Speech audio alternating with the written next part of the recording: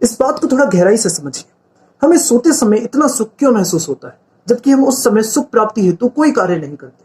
हमें इतना आनंद, इतना सुख महसूस होता है कि हम उस समय अपने किसी जरूरी कार्य को छोड़ सकते हैं, पर अपनी गहरी नींद को नहीं छोड़ सकते। इस आनंद के पीछे, इस सुख के पीछे एकमात्र कारण है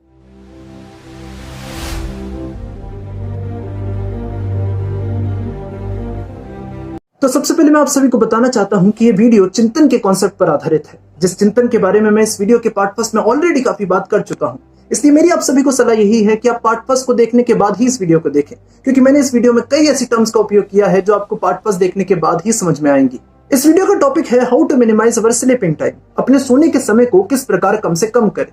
इस टॉपिक को सुनने के बाद कई मनुष्यों के मन में ये प्रश्न उठा होगा कि अगर हम सोने के समय को कम करेंगे तो हमारी नींद किस प्रकार पूरी होगी।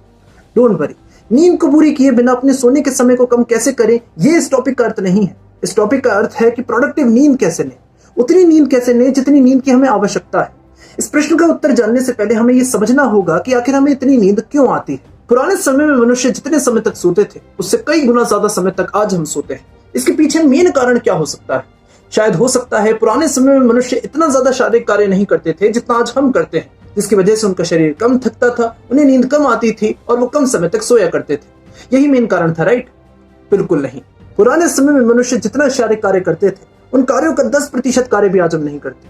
पुराने समय में मनुष्य रोज दूर दूर जाकर नदियों से घड़े भरकर पानी लाया करते थे। जो गेहूं, दाल आदि आज हम मशीनों के द्वारा पीसते हैं, वो इन सब चीजों को चक्कियों के द्वारा पीसते थे। घर के जो इंपॉर्टेंट कार्य आज हम टेक्नोलॉजी की मदद से करते हैं, वो इन सभी कार्यों को अपने हाथों से करते थे। उनके शारीरिक कार्यों के मुकाबले हमारे शारीरिक कार्य कुछ भी नहीं। तो वो इतने कम समय तक किस प्रकार सोते थे? इसके पीछे मेन कारण था वो अपने दिमाग का इतना व्यर्थ उपयोग नहीं करते थे जितना आज हम कर रहे हैं। आज हमारे 99% जीवन विचारों से भरा हुआ है।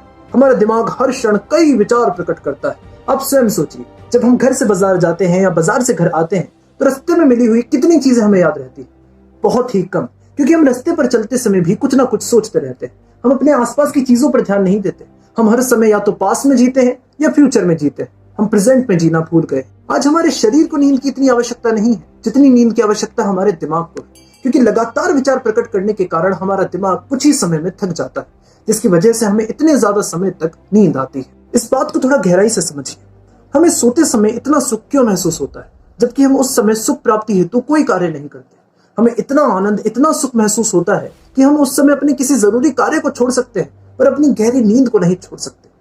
इस आनंद के पीछे, इस सुख के पीछे एकमात्र कारण है संसार के चिंतन का त्याग।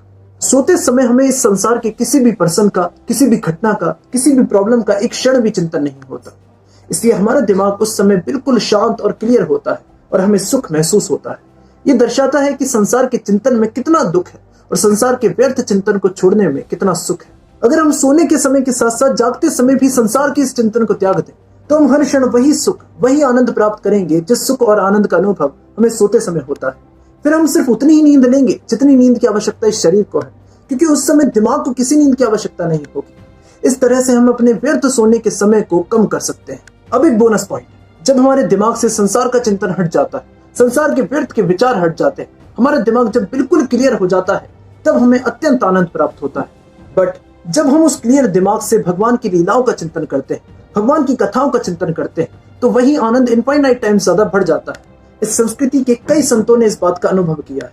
इस संस्कृति में ऐसे कई महान संत हैं जो लगातार भगवत चिंतन करने के कारण हमेशा आनंदित रहते हैं, हमेशा एनर्जेटिक रहते हैं और उनके सोने का समय भी बहुत कम है। अब इस संसार के चिंतन को कैसे त्यागे, भगवत चिंतन की हमारे जीवन में कितनी इंपॉर्टेंस है, इन सभी टॉपिक्स के बारे में हम ऑलरेडी पार्ट फर्स्ट में काफी बात कर चुके हैं। तो आज के लिए सिर्फ इतना ही। उम्मीद है ये वीडियो आपको पसंद आई होगी। उम्मीद है इस वीडियो का मोटिव आपको समझ में आया होगा। अगर इस वीडियो का मोटिव समझ में आया और अगर आपको लगता है मोटिव औरों तक भी पहुंचना चाहिए, तो इस वीडियो को शेयर कर दें। मैं मिलता हूं आप सबसे किसी और नेक्स्ट वीडियो में। तब तक के लिए राधे कृष्णा।